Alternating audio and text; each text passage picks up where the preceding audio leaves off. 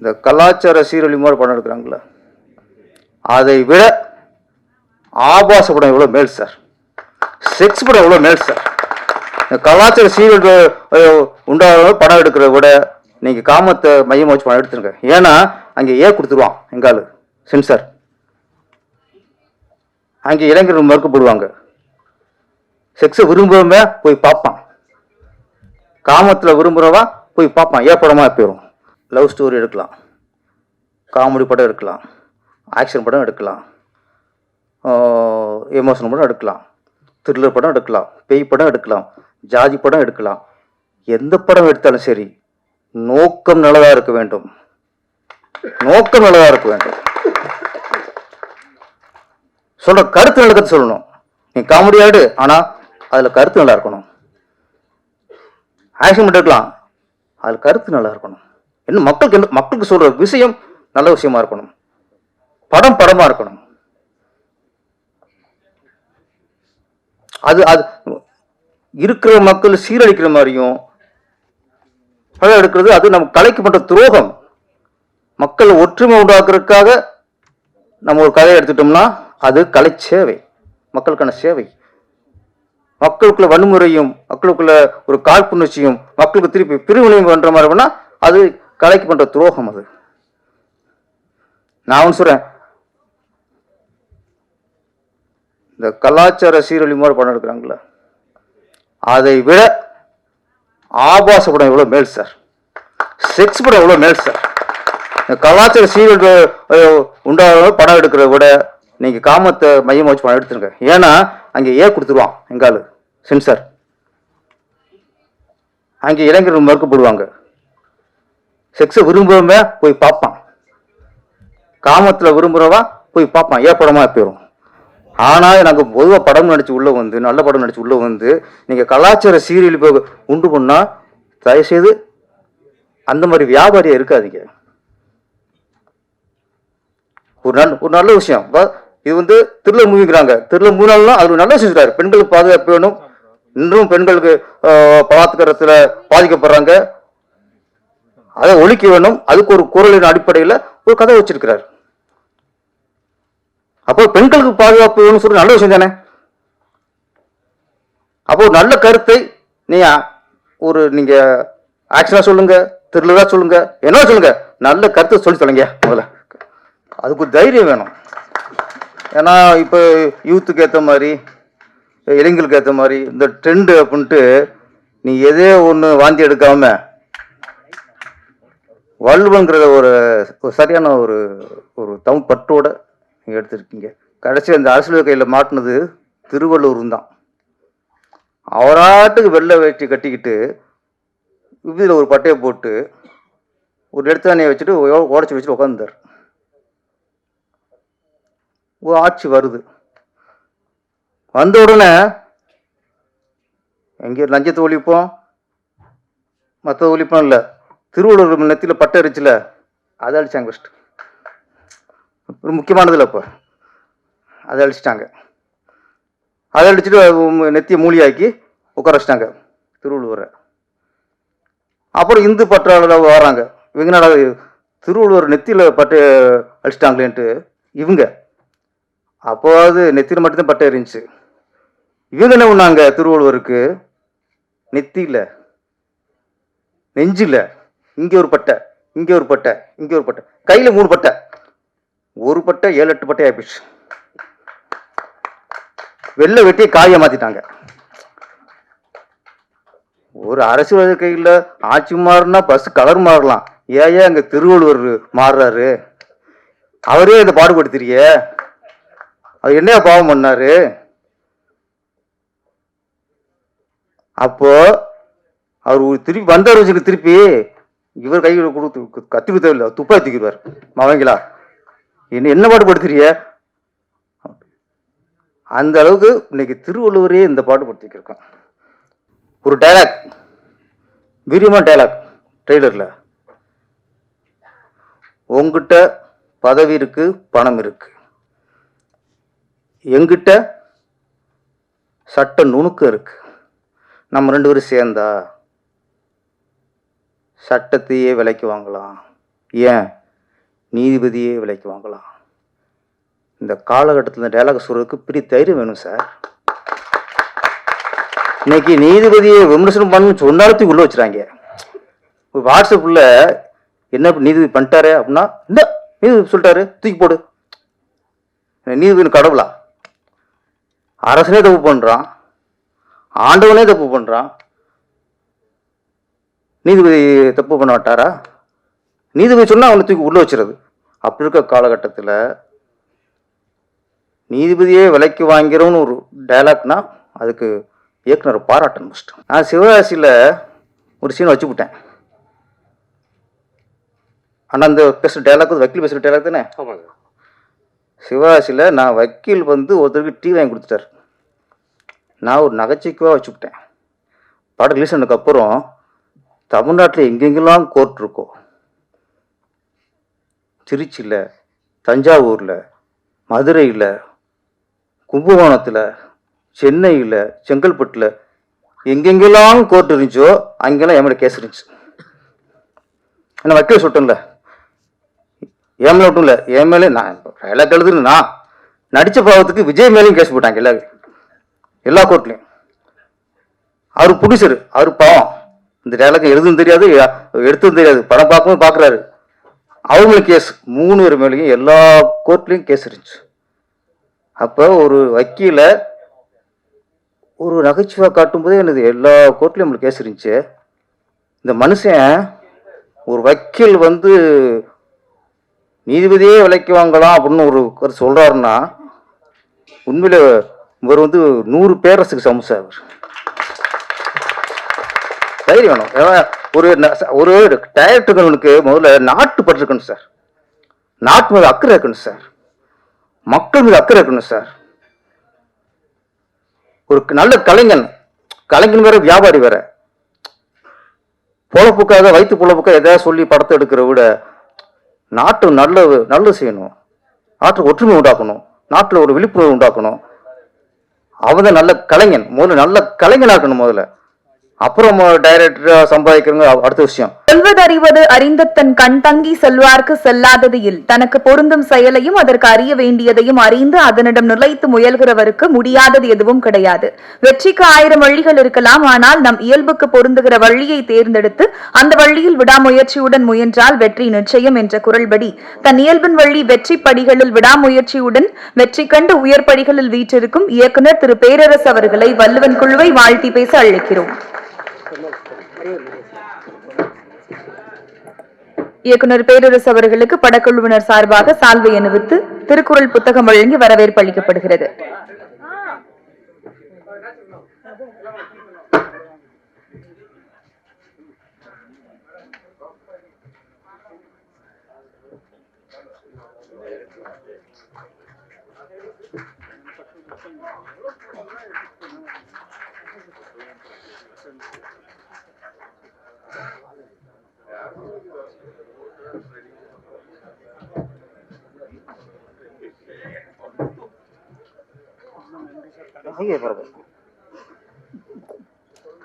அனைவருக்கும் வணக்கம்.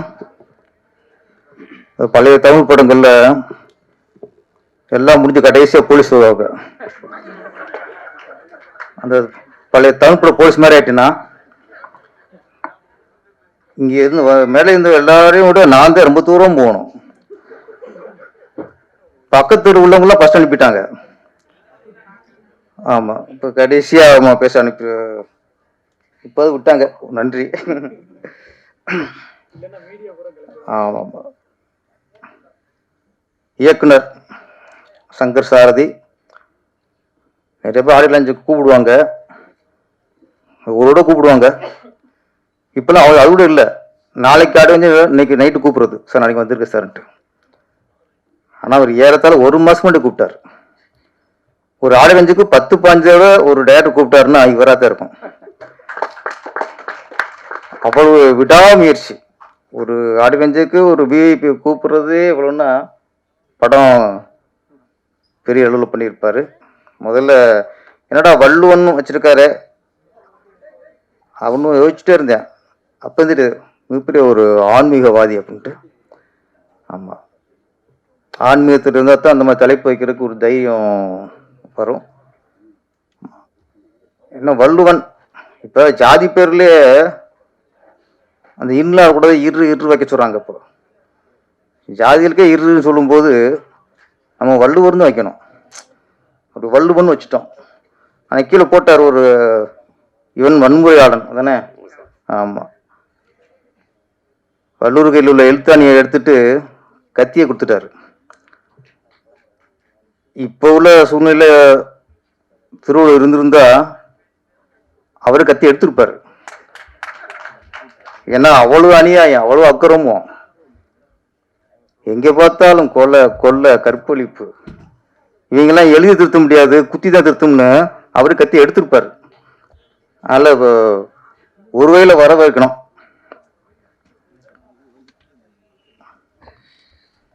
சில வருஷத்துக்கு முன்னாடி பார்த்தா நீங்க வள்ளுவன் ஃபர்ஸ்ட் டைட் வச்சு உங்களுக்கு பாராட்டுறேன் முதல்ல. ஏன்னா அதுக்கு ஒரு தைரியம் வேணும். ஏன்னா இப்போ யூத்துக்கு ஏற்ற மாதிரி, இளைஞர்களுக்கு ஏற்ற மாதிரி இந்த ட்ரெண்டு அப்படின்ட்டு நீ எதே ஒன்று வாந்தி எடுக்காம வள்ளுவங்கிறத ஒரு சரியான ஒரு ஒரு தமிழ் பட்டோட நீங்கள் எடுத்துருக்கீங்க. இந்த நேரத்தில் வள்ளுவங்கிறது டைட்டில் முக்கியமானது. முன்னாடிலாம் பஸ் போர்டில் கலைஞர் கருணாநிதி நகர் அப்படின்னு போர்டு இருக்கும். ஒரு நகருக்கு கலைஞர் கருணாநிதி நகர் அப்படின்னு போர்டு இருக்கும். ஆட்சி மாறின உடனே அந்த கலைஞர் கருணாநிதி நகர் வந்து கேகே நகராக மாறிடும். இந்த நகர் போர்டெலாம் பார்த்தா உடனே அது ஃபஸ்ட்டு ஆட்சி மாறணும் அது பண்ணுவாங்க.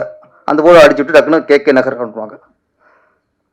திருப்பி திமுக ஆட்சி வந்துச்சுன்னா திருப்பி கலைஞர் கருணாநிதி நகர், பஸ்ஸில் அண்ணா நகர் டு கலைஞர் கருணாநிதி நகர் பேர் மாறும். அப்புறம் ஒரு ஆட்சி வரும்போது அரசு பஸ் எல்லாம் பச்சை பெயிண்ட் அடிச்சிருவாங்க. எல்லாம் அவருக்கு ராசி பச்சை பெயிண்ட் அடிச்சிருவாங்க. அப்புறம் ஆட்சி மாறும். டக்குன்னு உடனே மாறுறது பஸ் கலர் தான். நாட்டில் மாற்றங்கள் மாறுறது இல்லையோ பஸ் கலர் மாறும். சரி பஸ்ஸோட போச்சு பார்த்தா ஒரு ஒரு நகரோட பேரோட போச்சுன்னு பார்த்தா கடைசி அந்த அரசியல் கையில் மாட்டினது திருவள்ளூர் தான். அவராட்டுக்கு வெள்ளை வேட்டி கட்டிக்கிட்டு இதில் ஒரு பட்டையை போட்டு ஒரு எடுத்தானையை வச்சுட்டு ஓடச்சி வச்சுட்டு உட்காந்துருந்தார். ஒரு ஆட்சி வருது. வந்த உடனே எங்கே லஞ்சத்தை ஒழிப்போம், மற்ற ஒழிப்போம் இல்லை, திருவள்ளுவர் நெத்தியில் பட்டை அடிச்சுல அதை அழிச்சாங்க. ஃபஸ்ட்டு ஒரு முக்கியமானதில்லை. இப்போ அதை அழிச்சிட்டாங்க. அதை அடிச்சுட்டு நெத்தியை மூலியாக்கி உட்கார வச்சிட்டாங்க திருவள்ளுவரை. அப்புறம் இந்து பற்றாளர் வராங்க. இவங்க என்ன திருவள்ளுவர் நெத்தியில் பட்டை அழிச்சிட்டாங்களேன்ட்டு இவங்க அப்போது நெத்தியில் மட்டும்தான் பட்டை இருந்துச்சு. இவங்க என்ன பண்ணாங்க, திருவள்ளுவருக்கு நெத்தியில் நெஞ்சில் இங்கே ஒரு பட்டை, இங்கே ஒரு பட்டை, இங்கே ஒரு பட்டை, கையில் 3 பட்டை, ஒரு பட்டை 7-8 பட்டை ஆயிடுச்சு. வெள்ளை வெட்டி காய மாத்திட்டாங்க. ஒரு அரசு கையில் ஆட்சி மாறினா பஸ் கலர் மாறலாம், ஏன் அங்க திருவள்ளுவர் மாறுறாரு? அவரே இதை பாடுபடுத்துறிய, அவர் என்ன பாவம் பண்ணாரு? அப்போ அவர் திருப்பி வந்தவர் திருப்பி இவர் கையில் கொடுத்து கத்தி கொடுத்த துப்பா தூக்கிடுவார். அவங்களா என்ன பாடுபடுத்துறிய? அந்த அளவுக்கு இன்னைக்கு திருவள்ளுவரே இந்த பாடுபடுத்திக்கிருக்கோம். அதாவது திருவள்ளுவருங்கிறது வள்ளுவன் பேர் வச்ச சங்கர் சாரதிக்கு என்னுடைய முதல்ல வாழ்த்துக்கள். அப்புறம் இன்னொன்று படத்தோட கதை. நான் ஃபஸ்ட்டு வந்து சார் ஆடியன்ஸுக்கு வரணும் அப்போ என்ன டைட்டில்னு கேட்டேன். வள்ளுவன் அப்படின்னாப்புல நானும் சாக்கு சொல்ல மாதிரி நானும் ஷாக்காயிட்டேன். வள்ளுவன் நான் அப்போ கேட்டேன், திருக்குறள் மாதிரி தெளிவு மாதிரி ஒவ்வொன்றா பண்ண சொல்ல போடலான்ட்டு. இல்லை சார் அது இல்லை சார், நான் வேற என்ன ஒரு வள்ளுவர் அந்த குறளுக்கு ஏற்ற அந்த குறளை வச்சுட்டு அது தகுந்த மாதிரி கதை பண்ணியிருக்கேன் சார். ஓகே, அப்போ நாட்டு சொன்னார் அவர், இந்த மாதிரி குல அரங்கில் கொள்றது தான் அரசனோட கடமை. உழவன் எப்படி பயிருக்கு இடையில வர களையை பிடுங்கினானோ அது மாதிரி கொலகாரன் கொள்றதும் ஒரு அரசனோட கடமை. அரசனை கொண்டா கொலகாரனை அரசன் கொள்ளலாம், அரசனை கொண்டு வந்தாங்கன்னா அப்படி நடந்துருக்குங்க நாட்டில். அப்போ அரசர்லாம் தெரியாமல் பண்ணிடுவாங்க. ஒரு பசுவோட கண்ணுக்குட்டிய அரசர் தேர்ல ஏற்றிட்டார், தெரியாமல் ஏற்றிட்டார். அரசர்கிட்ட முறையிட்டான், பசு முறையிட்டுச்சு, பையனை கொண்டுட்டான். அவன் அரசன். பையன் தப்பு பண்ணாலும் தண்டனை கொடுக்கறான்ல, அவன் அரசன். தப்பான புரிதல் தவறா புரிஞ்சிட்டு கோவலனுடைய மரணத்துக்கு காரணம் பாண்டிய மன்னர். கண்ணை வந்து நியாயம் கேட்டா, நியாயம் தெரிஞ்சு வச்சாக நம்ம தப்பு பண்ணிட்டோமேனு. நம்ம தப்பு பண்ணிட்டு தெரிஞ்ச அடுத்தனுடைய செத்துட்டான் பாண்டிய மன்னன். அவன் அரசன். அவன் பையன் கற்பழிச்சாலும் சரி, அவன் பையன் கொலை பண்ணாலும் சரி, பையனை காப்பாற்றுறதுன்னா அது அரசன் இருக்க முடியாது. இன்னைக்கு நாடு அப்படி இருக்கு.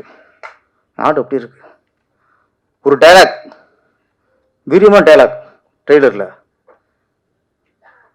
உங்ககிட்ட பதவி இருக்கு, பணம் இருக்கு, எங்கிட்ட சட்ட நுணுக்கம் இருக்கு. நம்ம 2 பேரும் சேர்ந்தா சட்டத்தையே விலைக்கு வாங்கலாம், ஏன் நீதிபதியே விலைக்கு வாங்கலாம்.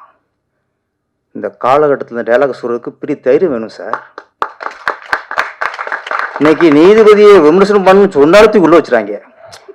வாட்ஸ்அப்ல என்ன நீதிபதி பண்ணிட்டாரு அப்படின்னா, இந்த நீதிபதி சொல்லிட்டாரு தூக்கி போடு. நீதிபதி கடவுளா? அரசனே தப்பு பண்றான், ஆண்டவனே தப்பு பண்றான், நீதிபதி தப்பு பண்ண மாட்டாரா? நீதிபதி சொன்னா அவனை தூக்கி உள்ள வச்சுறது. அப்படி இருக்க காலகட்டத்தில்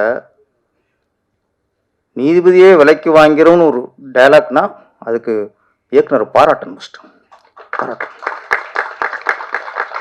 ஏன்னா எனக்கு அந்த டைலாக் கேட்டோன்னா எனக்கு பகீர்னுச்சு. நான் சிவகாசியில் ஒரு சீன் வச்சுவிட்டேன். ஆனால் அந்த பேசுகிற டைலாக் வக்கீல் பேசுகிற டைலாக் தானே. சிவகாசியில் நான் வக்கீல் வந்து ஒருத்தருக்கு டீ வாங்கி கொடுத்துட்டார். நான் ஒரு நகைச்சுவைக்காக வச்சுவிட்டேன். படம் ரிலீஸ் ஆனதுக்கப்புறம் தமிழ்நாட்டில் எங்கெங்கெல்லாம் கோர்ட் இருக்கோ, திருச்சியில், தஞ்சாவூரில், மதுரையில், கும்பகோணத்தில், சென்னையில், செங்கல்பட்டில் எங்கெங்கெல்லாம் கோர்ட் இருந்துச்சோ அங்கெல்லாம் என் மேலே கேஸ் இருந்துச்சு. என்ன வக்கீல் சொல்லிட்டேன்ல, என் மேலே மட்டும் இல்லை, என் மேலே நான் டைலாக் எழுதுன்னு நான் நடித்த பாவத்துக்கு விஜய் மேலேயும் கேஸ் போட்டாங்க. எல்லா கோர்ட்லையும். அவர் ப்ரொடியூசர், அவர் பாவம், இந்த டைலாக் எழுதுன்னு தெரியாது, எடுத்ததும் தெரியாது, படம் பார்க்கவும் பார்க்குறாரு. அவங்களுக்கு கேஸ் 3 பேர் மேலேயும் எல்லா கோர்ட்லையும் கேஸ் இருந்துச்சு. அப்போ ஒரு வக்கீல ஒரு நகைச்சுவை காட்டும்போதே எனது எல்லா கோர்ட்லையும் நம்மளுக்கு கேஸ் இருந்துச்சு. இந்த மனுஷன் ஒரு வக்கீல் வந்து நீதிபதியே விலைக்கு வாங்கலாம் அப்படின்னு ஒரு கருத்து சொல்றாருன்னா உண்மையில இவர் வந்து 100 பேரரசுக்கு சமம். தைரியம் வேணும். ஒரு டைரக்டர்களுக்கு முதல்ல நாட்டு பற்று இருக்கணும் சார், நாட்டு மீது அக்கறை இருக்கணும் சார், மக்கள் மீது அக்கறை இருக்கணும் சார். ஒரு நல்ல கலைஞன் வேற, வியாபாரி வேற. பொழப்புக்காக, வயிற்று பொழப்புக்காக எதாவது சொல்லி படத்தை எடுக்கிற விட நாட்டு நல்லது செய்யணும், நாட்டுக்கு ஒற்றுமை உண்டாக்கணும், நாட்டில் ஒரு விழிப்புணர்வு உண்டாக்கணும். அவன் தான் நல்ல கலைஞன். முதல்ல நல்ல கலைஞனா இருக்கணும் முதல்ல. அப்புறம் டைரக்டரா சம்பாதிக்கிறவங்க அடுத்த விஷயம். ஒரு விஷயம் இப்போ சொல்றேன், ரொம்ப மனசு வலிச்சு ஒரு பேசும்போது.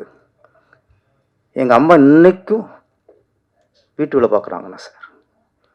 ஒரு திரைப்பட இயக்குனர் பெருமையா இருக்கலாம், ஆனா ஒரு விஷயத்தை வெளிப்படையா சொல்றாங்க ஸ்டேஜில். இந்த படம் முடிஞ்சு ரிலீஸ் ஆனதுக்கப்புறம் உங்க அம்மா வீட்டு வேலை பார்க்கக்கூடாது சார்.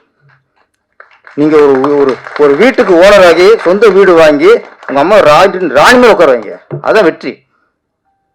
தாய்ப்பாசலும் தோத்தது இல்லை. எம்ஜிஆர் முதற்கொண்டு நடிகர்களே தாய்ப்பாசத்தை அதிகமாக வெளிப்படுத்தினவர் புரட்சித் தலைவர் எம்ஜிஆர். நாட்டு ஆண்டு போயிட்டார் சார். நாட்டு ஆண்டு அடிப்படை காரணம் தாய்ப்பாசம். கண்டிப்பாக நீங்கள் வெற்றி அடிச்சிருவீங்க. நான் சொல்லுவேன் ஒரு நல்ல கலைஞன். ஏன்னா நீங்கள் லவ் ஸ்டோரி எடுக்கலாம், காமெடி படம் எடுக்கலாம், ஆக்ஷன் படம் எடுக்கலாம், எமோஷனல் படம் எடுக்கலாம், த்ரில்லர் படம் எடுக்கலாம், பேய் படம் எடுக்கலாம், ஜாதி படம் எடுக்கலாம். எந்த படம் எடுத்தாலும் சரி நோக்கம் நல்லதாக இருக்க வேண்டும். நோக்கம் நல்லதாக இருக்க வேண்டும். சொல்ற கருத்து நல்ல கருத்து சொல்லணும். நீ காமெடி ஆடு, ஆனால் அதில் கருத்து நல்லா இருக்கணும். ஆக்ஷன் படம் எடுக்கலாம், அதில் கருத்து நல்லா இருக்கணும். என்ன மக்களுக்கு சொல்ற விஷயம் நல்ல விஷயமா இருக்கணும். படமா இருக்கணும். அது அது இருக்கிற மக்கள் சீரழிக்கிற மாதிரியும் படம் எடுக்கிறது அது நம்ம கலைக்கு பண்ற துரோகம். மக்கள் ஒற்றுமை உண்டாக்குறதுக்காக நம்ம ஒரு கதையை எடுத்துட்டோம்னா அது கலை சேவை, மக்களுக்கான சேவை. மக்களுக்குள்ள வன்முறையும் மக்களுக்குள்ள ஒரு காழ்ப்புணர்ச்சியும் மக்களுக்கு திருப்பி பிரிவினையும் பண்ற மாதிரி வேணா அது கலைக்கு பண்ற துரோகம். அது நான் ஒன்று சொல்றேன், இந்த கலாச்சார சீரழி மாதிரி படம் எடுக்கிறாங்களா, அதை விட ஆபாச படம் எவ்வளவு மேல் சார், செக்ஸ் படம் எவ்வளவு மேல் சார். இந்த கலாச்சார சீரழி உண்டாக படம் எடுக்கிறத விட நீங்க காமத்தை மையமா வச்சு படம் எடுத்துருங்க. ஏன்னா அங்கே கொடுத்துருவான் எங்காலு சென்சார். அங்கே இளைஞர்கள் மறுக்கப்படுவாங்க. செக்ஸை விரும்புறவங்க போய் பார்ப்பான், காமத்துல விரும்புறவா போய் பார்ப்பான், படமா போயிடும். ஆனா நாங்க பொதுவாக படம் நடிச்சு உள்ள வந்து நல்ல படம் நடிச்சு உள்ள வந்து நீங்க கலாச்சார சீரியல் உண்டு பண்ணா தயவுசெய்து அந்த மாதிரி வியாபாரியா இருக்காதீங்க. ஒரு நல்ல விஷயம். இது வந்து திருவிழா மூவிக்கிறாங்க. திருவிழா மூவினாலும் அது நல்ல செஞ்சுட்டாரு. பெண்களுக்கு பாதுகாப்பு வேணும். இன்னும் பெண்களுக்கு பலாத்காரத்துல பாதிக்கப்படுறாங்க, அதை ஒழிக்க வேணும். அதுக்கு ஒரு குரலின் அடிப்படையில் ஒரு கதை வச்சிருக்கிறார். அப்போ பெண்களுக்கு பாதுகாப்பு வேணும்னு சொல்லி நல்ல விஷயம் தானே.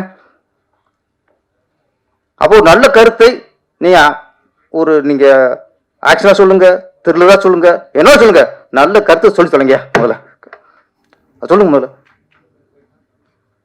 பணம் சம்பாதிக்கிற ஏதாவது பண்ணிட்டு போறதுக்கு எத்தனை தொழில் இருக்கு. முதல்ல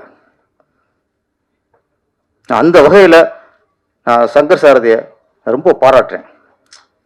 ஒரு நல்ல விஷயத்தை எடுத்துட்டு திருவிழா சொல்லியிருக்காரு. ஒரு ஆன்மீகவாதி, சாமி நம்புறவர், பக்திமான் நல்ல விஷயம் தான் சொல்லுவார். அந்த நம்பிக்கை எனக்கு இருக்கு. அப்புறம் இதுல சேத்தன் பரத்திட்ட கதை சொல்லி கொஞ்சம் மிஸ் ஆச்சு. பரத் இல்லையா, அவர் மாதிரி ஒருத்தர் பிடிச்சிருவான் அவன் தேடிருக்காரு மனுஷன். சிவப்பு தோழர், பரத்தும் சிவப்பு தான் சார். நல்லா பண்ணியிருந்தீங்க, வாழ்த்துக்கள். கதாநாயகி ஆசனா, அவங்க பேச ரொம்ப கலையா இருக்கு.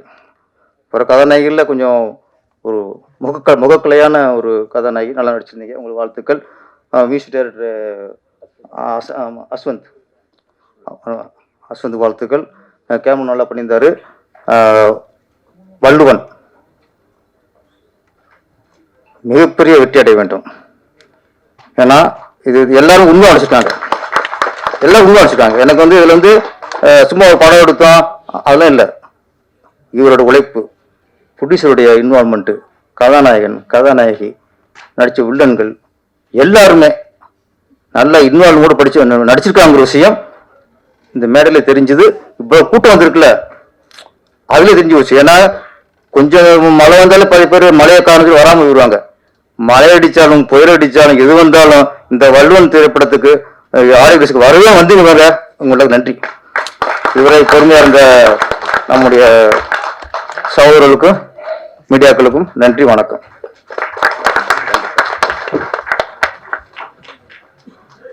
Thank you sir. இந்த தருணத்துல எக்ஸிகியூட்டிவ் மேனேஜர் பாஸ்கர் மற்றும் ப்ரொடக்ஷன் மேனேஜர் மாரியப்பன் இருவரையும் அன்போடு மேடைக்கு அழைக்கிறோம்.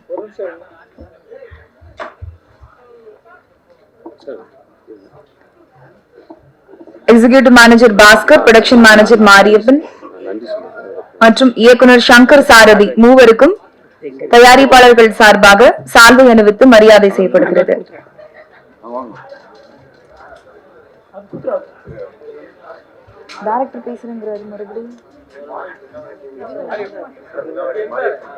மாரியப்பன் அவர்களை அன்போடு மேடைக்கு அழைக்கிறோம்.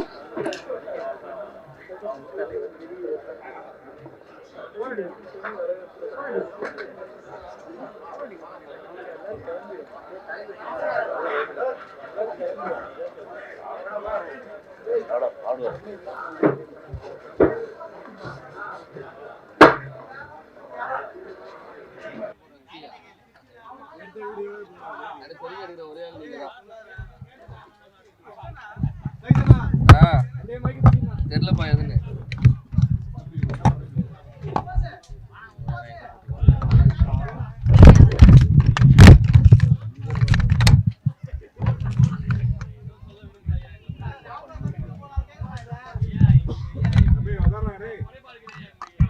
கோபால்ண்ணா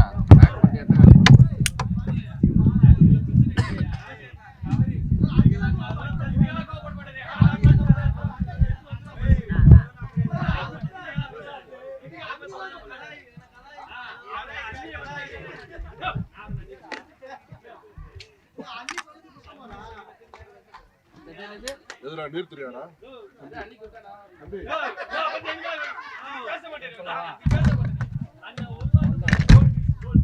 தம்பி நன்றி